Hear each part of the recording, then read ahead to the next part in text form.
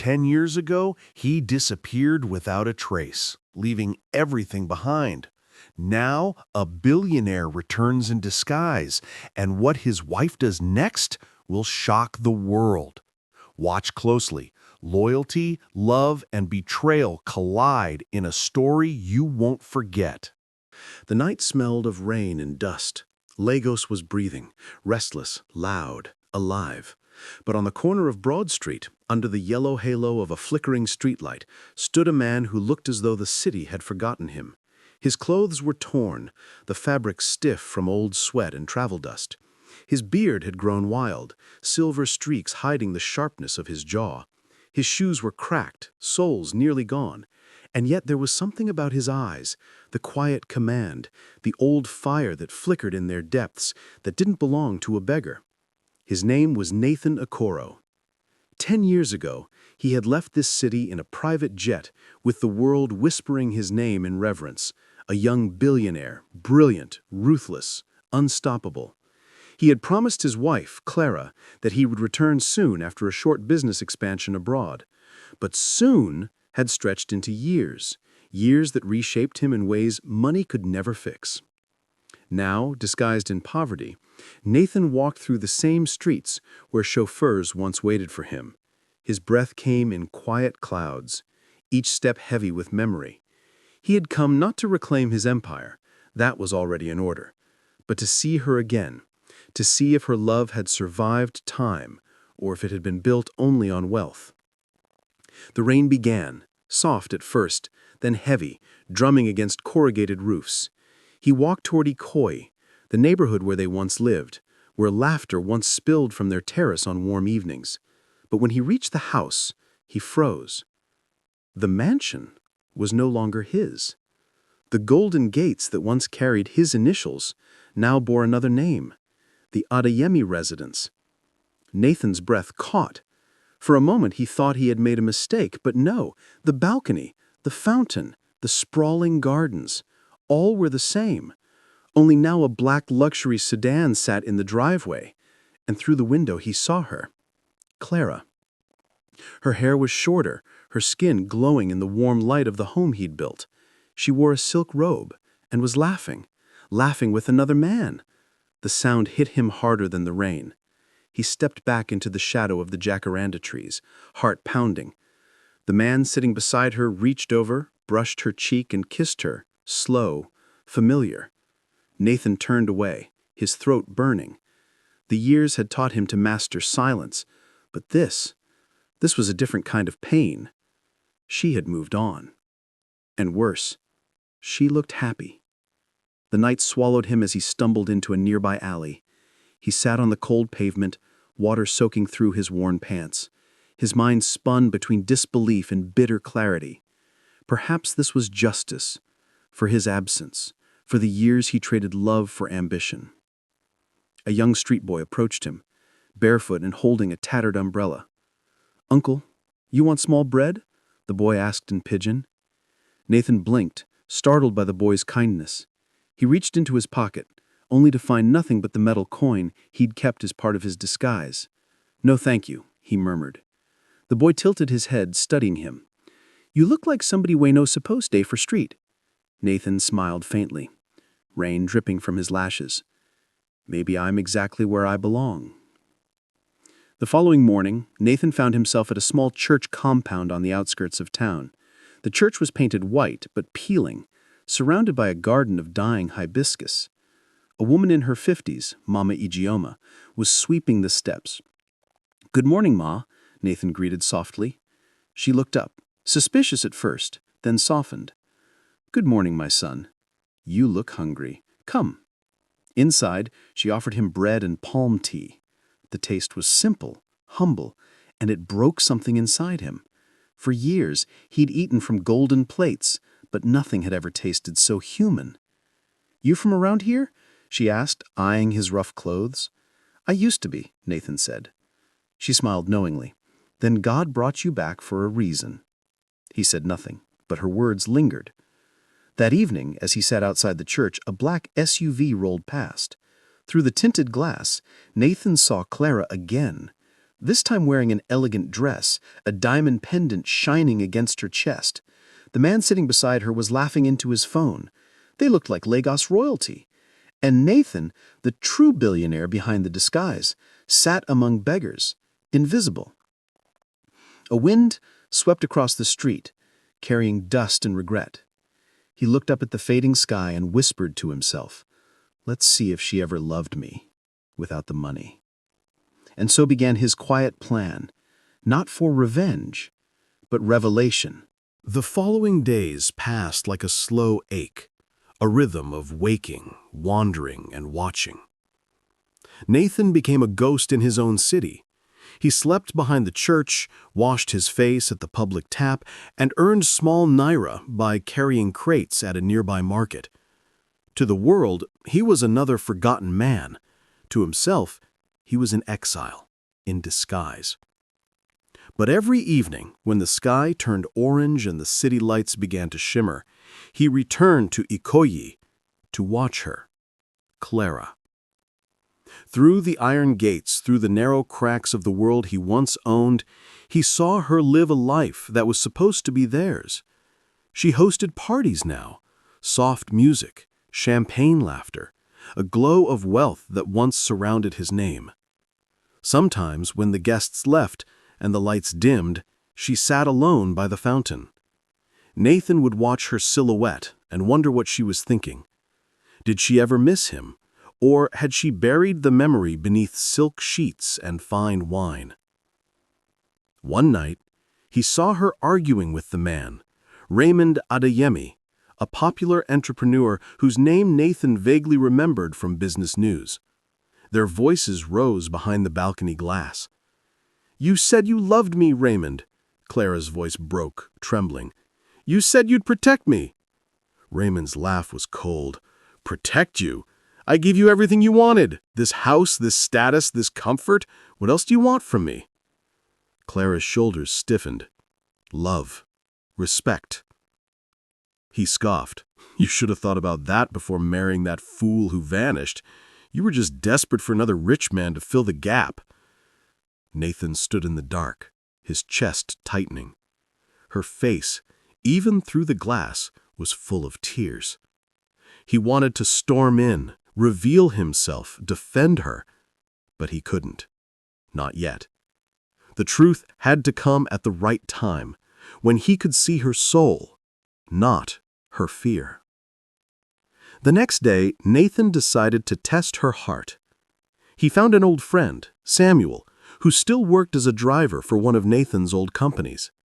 Samuel didn't recognize him under the beard and ragged clothes, at least not until Nathan whispered, "It's me, Nathan Okoro."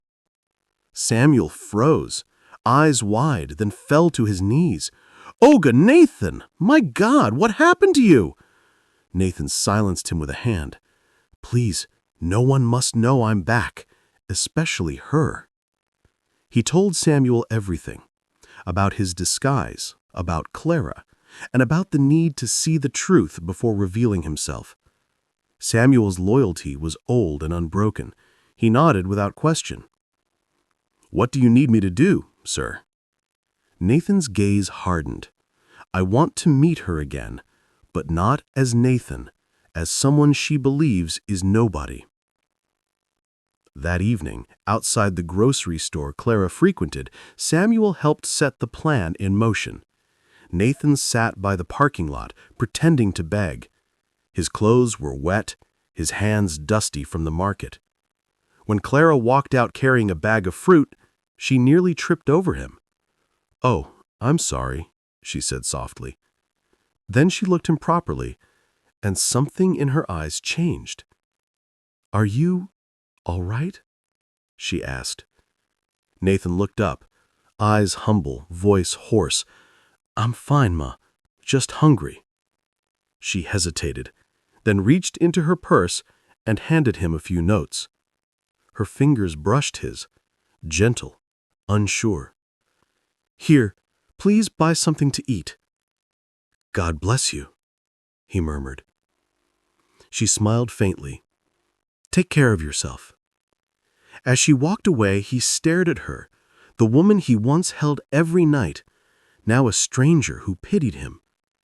Yet there was kindness still, the same heart that used to pray for him before dawn. When she drove away, he whispered to himself, "She hasn't changed completely." Over the next few weeks, Clara saw the homeless man several times, outside her office, near her church, once even near the school where she volunteered. Sometimes she gave him food, sometimes just a nod and a smile. Slowly, she began to speak to him. "You remind me of someone I used to know, someone who disappeared a long time ago," she said one afternoon, handing him bread. Nathan lowered his eyes. Maybe he's still out there. She sighed, her voice soft as the wind. "If he is, I hope life has been kind to him." Nathan wanted to laugh, to cry, to tell her everything, but instead he said, "Maybe it wasn't." Their gazes met for a moment too long. Something inside both of them stirred. Memory, guilt, an ache that never died. Meanwhile, Raymond's true nature began to surface. His company was failing, and his temper grew with every loss. One evening, when Clara returned home late from her charity work, he snapped. "Where have you been?" he demanded. "I told you the foundation needed extra help tonight." He threw a glass across the room. "You think I'm a fool? You think I don't know you've been meeting someone?" She froze, tears already forming. "Meeting someone? Raymond, please."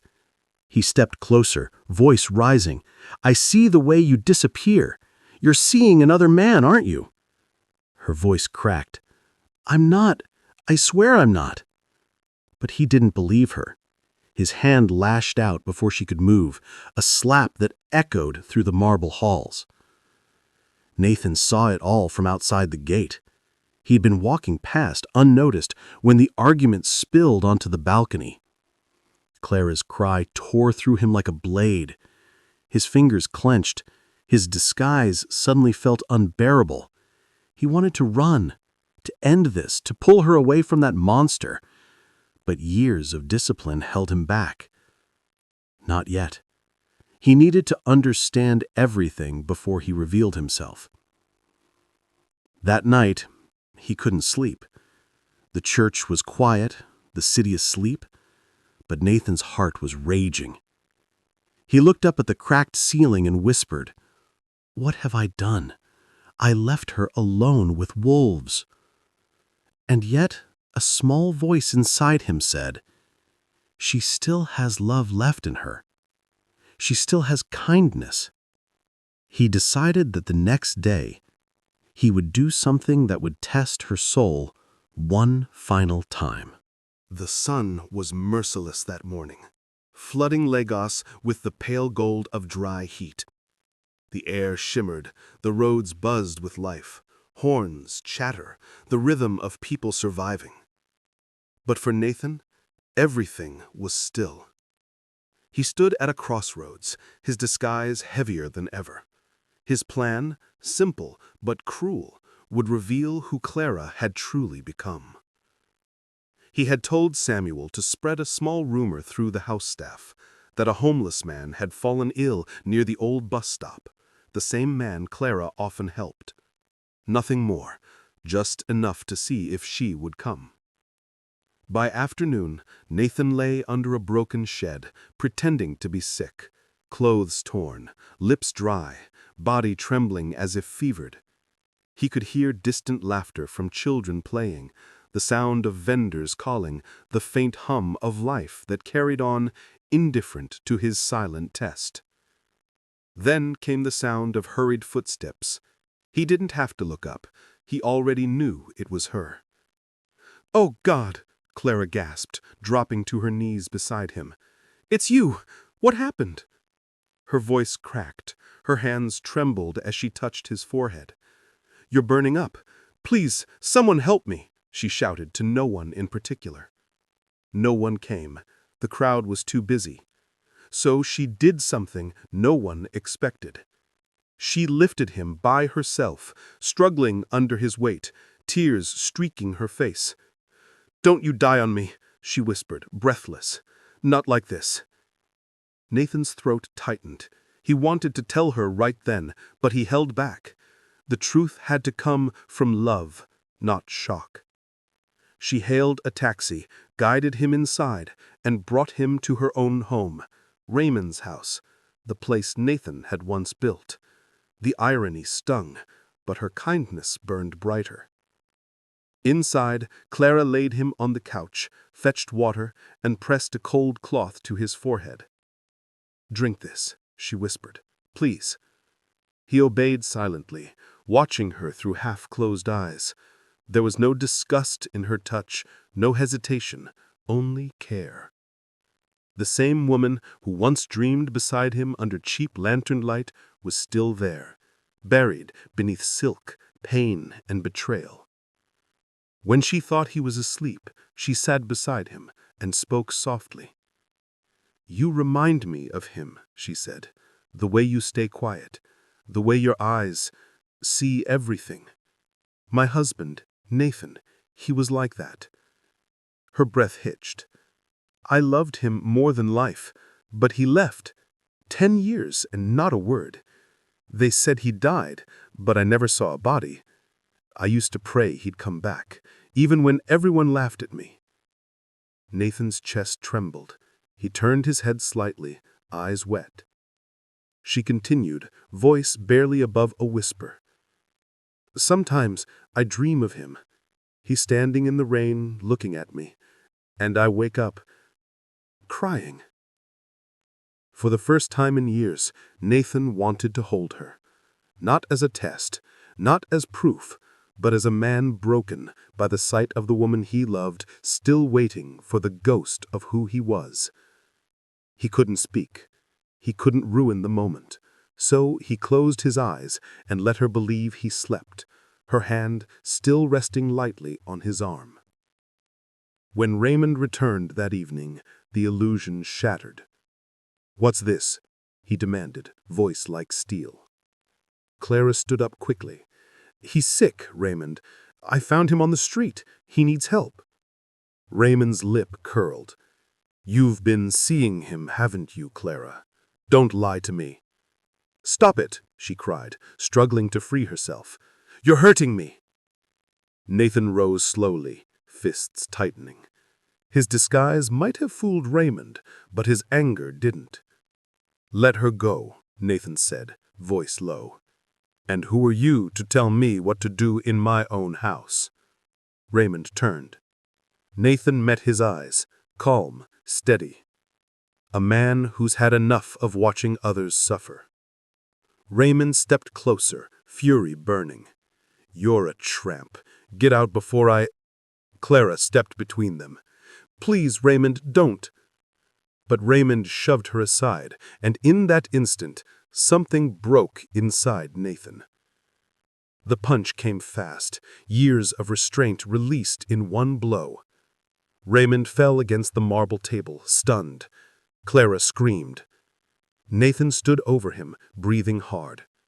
Then, without another word, he turned to Clara, his disguise trembling, his voice cracking. "I'm sorry," he said. "Forgive me for everything." And before she could understand, he walked out, disappearing into the rain that had just begun to fall. Clara didn't sleep that night. She sat by the window, the city lights flickering in her tears. Something in that man's voice haunted her, familiar, like an echo from her dreams. "Nathan," she whispered to the dark. Could it be? The next morning, she went searching. She went to the markets, the church, the shelters, asking everyone if they'd seen the quiet, homeless man. Some shrugged, some lied, some pointed nowhere.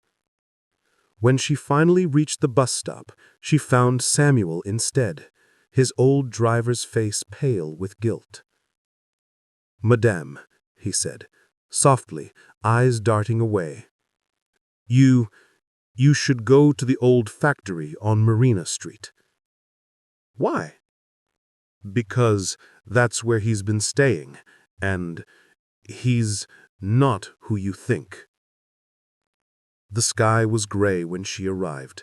The factory loomed, empty, windows shattered, the scent of rust and rain filling the air. Inside, Nathan stood by the window, facing the city, his silhouette tall, still, broken by light. When she spoke, her voice trembled. "Who are you?" He turned slowly, and for the first time their eyes met without disguise. Her lips parted, her breath vanished. "Nathan?" He didn't answer, just nodded, tears glistening in his eyes. Her hands shook as she covered her mouth. "No, no, this can't be real." "I had to know," he said, voice quiet, raw. "I had to see who you'd become, if your heart still remembered mine." She stumbled closer, tears streaming freely. You let me think you were dead, for 10 years. I was lost, angry, empty. I needed to know the truth." "And now that you know?" she asked bitterly. He stepped forward, voice breaking. "Now I know that love never died." She slapped him then, hard, through her tears, and before he could react, she pulled him into an embrace that was all fury and forgiveness. "You fool," she sobbed. "You absolute fool." His arms wrapped around her, and for the first time in a decade, Nathan Okoro wept without shame. The storm outside had quieted, but its echoes still lived in the hollow walls of the factory. Water dripped from the broken roof, the rhythmic tapping filling the silence between two hearts, rediscovering their pulse. Nathan and Clara stood there, their breath heavy, soaked in years of words unsaid. "I waited for you," Clara whispered, her voice fragile but burning with pain. "Every day I prayed you were alive, and when I finally stopped hoping," she looked at him trembling, "that's when I started dying." Nathan's throat tightened. He wanted to tell her everything, how he'd spent those lost years, how rage, betrayal, and exile had carved him into a ghost. But words failed. He just reached for her hand. Her fingers hesitated before meeting his, cold and trembling. "You came back as a beggar to test me?" she asked, her tone heavy with disbelief. "No, no." He nodded slowly. "I thought you had forgotten who you were, who we were." Tears streamed down her face. "Forgotten? Nathan, I married you when you had nothing. I didn't love your money, I loved your dreams. But after you left, the world turned cruel. People said I was a curse. Your company fell apart. The banks took our home, and when Raymond came, offering stability, I was too broken to refuse." Nathan lowered his eyes. "I thought you'd chosen wealth over love." Clara stepped closer, her voice rising with quiet fury. "And I thought you were dead. We both buried something that wasn't gone." Silence followed, thick, heavy, raw. Then Nathan did something unexpected. He smiled faintly. "Maybe we still have time to fix what's left." Clara looked at him, unsure whether to cry or laugh. "You think it's that simple?" "No," he said, shaking his head, "but maybe it's worth trying." That night they stayed in the factory, two souls lost in memory, sitting side by side like strangers who somehow remembered the same song. Nathan told her about his years abroad, how his name had been tarnished by the very men he once trusted, how he rebuilt quietly, investing through aliases, building a new empire in silence. How every night, even with millions in the bank, he felt poorer than the man who once slept beside her in their small, candlelit home. Clara listened, tears glistening in her eyes. When she spoke, her voice was soft, almost breaking. "I wished you'd just come home." "I was afraid," he admitted. "Afraid you wouldn't want me." She looked at him then, eyes filled with something deep and tender. "You never gave me the chance to prove you wrong." By morning, the rain had stopped. Nathan stepped out of the factory, sunlight washing over his face. It was time to face the world again, not as a stranger, not as a test, but as himself. "Clara," he said quietly, "come with me." "To where?" "To take back what was ours." The return. 3 days later, Lagos buzzed with a rumor. Nathan Okoro is alive. The name spread like wildfire through boardrooms and newspapers. Cameras waited outside his old corporate tower, Okoro Holdings, the empire that had once collapsed under betrayal. Inside, Raymond paced nervously. He'd been chairman for 6 years, using Clara as his gateway into the company Nathan built. But now his foundation trembled. When the elevator doors opened, the room fell silent. Nathan stepped out, dressed in a simple dark suit, no longer the beggar, no longer the ghost. His eyes, sharp yet calm, scanned the room. Behind him walked Clara, composed, elegant, her gaze no longer fearful. "Good morning," he said, voice firm, echoing across the marble floors. "I believe you're sitting in my chair." Raymond's face turned pale. This is impossible. You were dead." I smiled faintly. "You seem disappointed?" The board members exchanged uneasy glances. Legal documents were laid out. It turned out Nathan had never truly lost ownership, only stepped away. He still held controlling shares under a different name. Within an hour, Raymond's signature was gone from every contract. Security escorted him out, shouting, humiliated. Clara stood still, watching the man who'd once controlled her crumble. Nathan turned to her, extending a hand. He said, "This company began with love. It's only right it ends that way too." She hesitated, looking at the ring still on her finger, the one Nathan had given her so long ago, now faded with time. "Do you really think people can start over?" Nathan nodded. "Only the brave ones." Epilogue, 10 years later. The years that followed were quiet but full. Nathan and Clara rebuilt not only a company, but a life. They created a foundation that helped widows, street children, and homeless workers, people like the man Nathan had once pretended to be.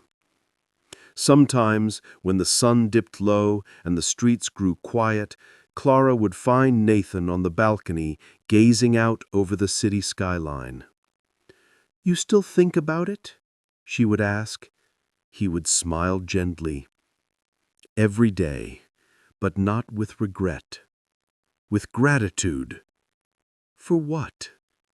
"For getting a second chance to love you right."